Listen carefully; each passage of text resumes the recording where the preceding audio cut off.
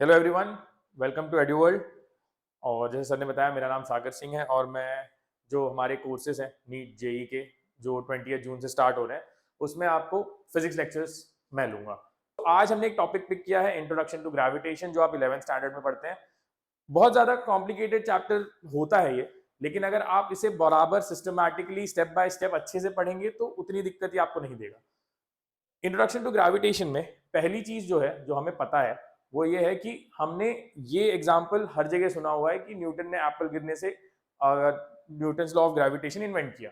और हम हमेशा सुनते रहते हैं कि ये चीज नीचे गिर गई, वो चीज नीचे गिर गई, चाहे बारिश हो चाहे कोई भी चीज हो, वो नीचे ही आती है। क्वेश्चन ये है कि सारी चीजें नीचे ही क्यों आ रही हैं, कोई चीज ऊपर क्यों नहीं जा रही अपने आप। और यही इसी चीज का मेजर आंसर और न्यूमेरिकल वैल्यू समझने के लिए हम इस चैप्टर को पढ़ते हैं कि ये चीज नीचे क्यों आ रही है, या कोई चीज अर्थ की तरफ क्यों आ रही है, अर्थ से दूर क्यों नहीं जा रही है, अर्थ को अर्थ से दूर भेजने के लिए हमें क्या करना पड़ेगा। ये एग्जाम्पल समझने के लिए हम ग्रेविटेशन पढ़ते हैं। अब यहां से अगर आप देखते हैं तो हमारे पास में बेसिक डेफिनेशन से लेके सारे जो एक्सप्लेनेशन है, जैसे बेसिक फंडामेंटल फोर्सेस हैं, हमें सारे के सारे पता है। 4 बेसिक फंडामेंटल फोर्सेस है हमारे पास में। उसके बाद में अगर आप आगे देखते हैं तो ये सारे एग्जांपल्स बता रहे हैं कि आप ग्रेविटेशन पढ़ते क्यों है। सिर्फ पढ़ने की बात नहीं है, ये भी समझना पड़ेगा कि जब जो आप पढ़ रहे हैं 11th-12th में, उस चीज को आप क्यों पढ़ रहे हैं। अगर आप इसे आगे देखते हैं तो यही ग्रेविटेशन जो है वो अलग अलग तरीके से एक्सप्लेन करता है। सबसे ज्यादा इंपॉर्टेंट जो हम स्टडी करते हैं यहाँ पे, जो नई चीज है आपके लिए, स्टडी ऑफ प्लैनेटरी मोशन, कि प्लैनेट्स कैसे मूव करते हैं।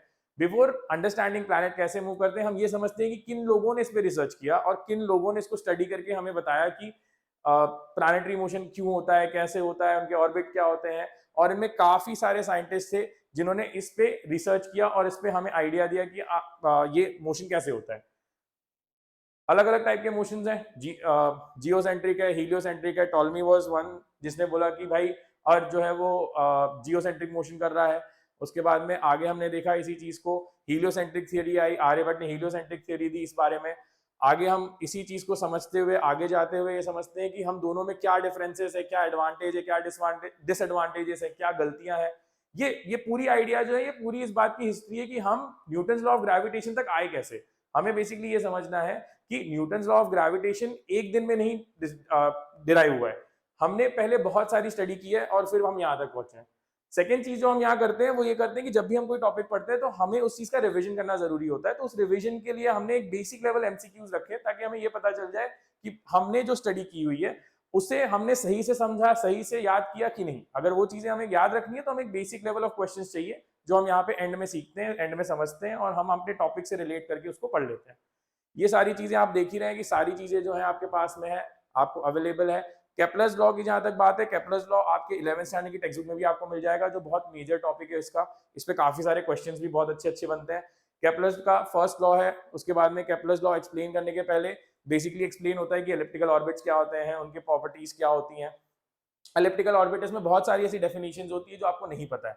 तो पहले हम सीधा केप्लर्स लॉ सीखने से पहले हम बेसिक लेवल पे सीखेंगे कि इन सारी डेफिनेशंस का मतलब क्या होता है और इन सारे टर्म्स का मतलब क्या होता है, ताकि जब भी आप क्वेश्चन पढ़ें तो आप क्वेश्चन को ब्रेक डाउन कर पाएं कि हमें कौन सा डेटा दिया गया है।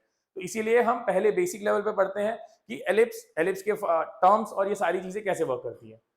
नेक्स्ट अगर आप देखते हैं तो केप्लर्स लॉ, फिर उसके बाद में फर्स्ट लॉ है, फर्स्ट लॉ ऑफ ऑर्बिट्स है।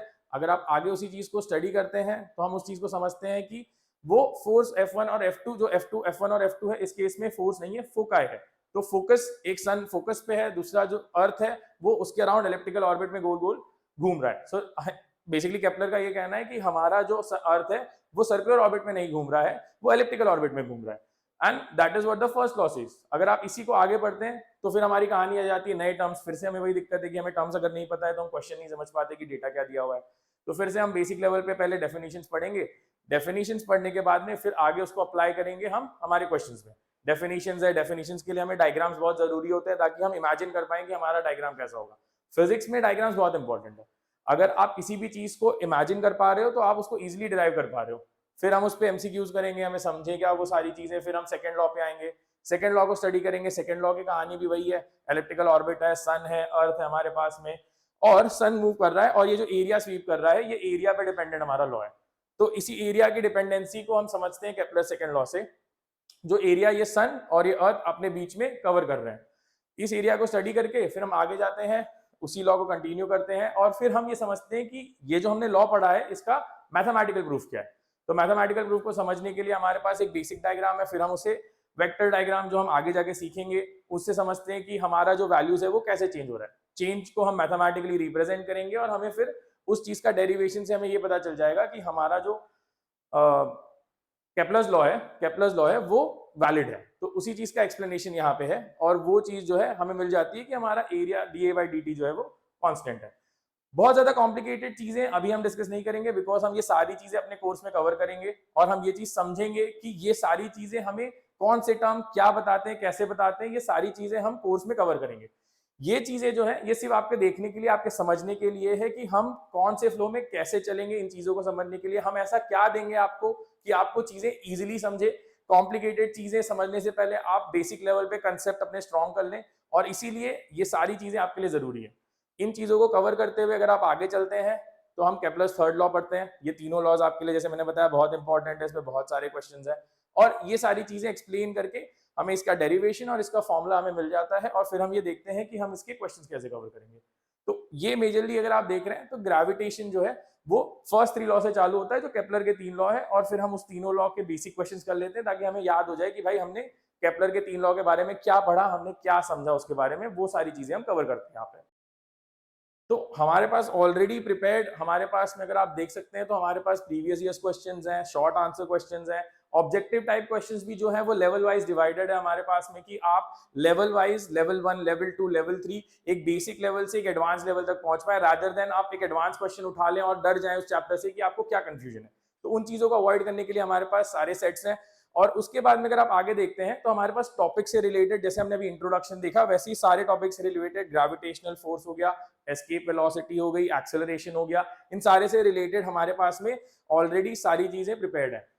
अगर आप इसी में से ग्रेविटेशन का एग्जांपल लेते हैं कि ग्रेविटेशन में हमें क्या सीखने मिलेगा, तो आपको बहुत सारी चीजें सीखने मिलेंगी। ग्रेविटेशन अगर आप देख रहे हैं तो ग्रेविटेशनल फोर्स क्या होता है, फोर्स किस पे डिपेंडेंट है, किस पे नहीं डिपेंडेंट है, ये सारी चीजें जो है वो सारी चीजें आपके ग्रेविटेशन में और with the law of gravitation, it's derivation और उसके हिसाब से कौन से क्वेश्चन इसके लिए इंपॉर्टेंट है, gravitational law, gravitational constants and if you see there are major questions to understand the vector form अलग होता है, स्केलर फॉर्म अलग होता है, ये भी हम अभी जब कोर्स स्टार्ट करेंगे तो इस चीज को कंटिन्यू करेंगे।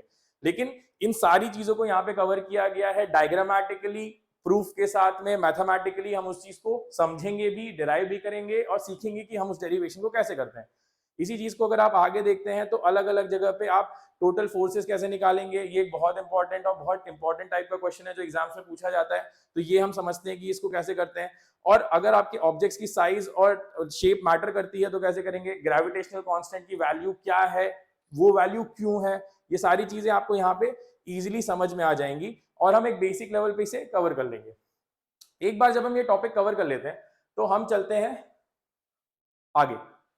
हमारी वेबसाइट पे कोर्सेस बहुत चीप है, अगर आप देखें तो it is only available at 199 per month. अब इतने में तो मुझे नहीं लग रहा कि कोई आपको इतना कुछ देगा, दे रहा होगा तो बहुत अच्छी बात है, लेकिन हम ये मैंने बता रहे हैं कि हमारे क्लासेस एक बार हमारा लेक्चर खत्म हो गया मतलब हमारा काम खत्म हो गया, ये नहीं है। उसके बाद में हम आपको असाइनमेंट्स देंगे, इवन वीकली असाइनमेंट्स देंगे, फिर एक पूरे टॉपिक के बेस्ड असाइनमेंट देंगे। आपको वो सारे असाइनमेंट्स हमारी वेबसाइट से एक्सेस करने मिल जाएंगे यहाँ से। उसके साथ में हम उसी टॉपिक पे based, even topic based, chapter based test आपको देंगे जो इजीली एक्सेसिबल है आपके लिए, चाहे आप ऑनलाइन हो चाहे आप ऑफलाइन हो, आप इजीली इसको एक्सेस कर सकते हैं। ये सारी चीजें आपको एक जगह मिल जाएगी। अगर आप ये भी देखते हैं यहाँ पे तो हमारे पास में स्टडी मटेरियल भी अवेलेबल है। आप उस स्टडी मटेरियल को कभी भी फ्रीली एक्सेस कर सकते हैं और आप उससे अपनी पढ़ाई को कवर कर सकते हैं। ये सारी चीजें हमें मिल जाएंगी। और एक और अच्छी बात यह है कि आप अपने परफॉर्मेंस को रेगुलरली कंटिन्यूअसली ट्रैक कर सकते हैं कि जब भी परफॉर्मेंस में कोई एरर होगा या कुछ कम होगा, कुछ ज्यादा होगा, तो आप ये चेक कर सकते हैं कि आपकी मिस्टेक्स कहाँ हुई है, कौन से क्वेश्चन में हुई है, कहाँ आप इंप्रूव कर सकते हैं। ये सारी चीजें आपको ऑलरेडी 199 में अवेलेबल है इन चीजों में, और एक वेबसाइट पे अवेलेबल है। आपको अलग अलग जगह कहीं जाने की जरूरत नहीं है। आप इजीली यहां से हमारी क्लासेस को एक्सेस कर सकते हैं, क्लासेस अटेंड कर सकते हैं। परफॉर्मेंस आप अपना चेक ही कर सकते हैं। और अगर आप चाहते हैं कि आप डिफरेंट चैप्टर्स के टेस्ट दे पाएं और आप सारे टेस्ट को वापस से एक्सेस कर पाएं, तो हमारे पास टेस्ट लाइब्रेरी भी है। अगर डायरेक्टरी में जाके आप चैप्टर वाइज, अगर आप यहाँ देख रहे हैं तो अभी ये सारे मैथ्स के टेस्ट हैं, अभी हम फिजिक्स के बारे में बात कर रहे थे, तो फिजिक्स को अगर आप देख रहे हैं तो अगर आप अपने अपने क्लास के हिसाब से सिलेक्ट करके यू कैन सी दैट आपके पास में सब्जेक्ट के वाइज आप इन सबको सेलेक्ट करके डिसाइड कर सकते हैं कि आपको कौन से सब्जेक्ट का कौन सा टेस्ट देना है, और वो सारे टेस्ट हमारे आपके लिए हमेशा अवेलेबल है, फ्रीली अवेलेबल है। आपको जब जो टेस्ट देना है, जो इंप्रूवमेंट चेक करना है, आप यहां से कर सकते हैं। वेबसाइट एक्सेस नहीं कर पा रहा है तो हमारे पास उसी ऑप्शन के लिए हमारे पास गूगल प्ले स्टोर पे हमारा ऐप है, आप उस ऐप को फोन पे डाउनलोड कर सकते हैं और ये सारे फीचर्स फोन पे भी अपने एक्सेस कर सकते हैं, जो आपके लिए काफी इजी कर देगा चीजों को पढ़ने के लिए और क्लियर करने के लिए।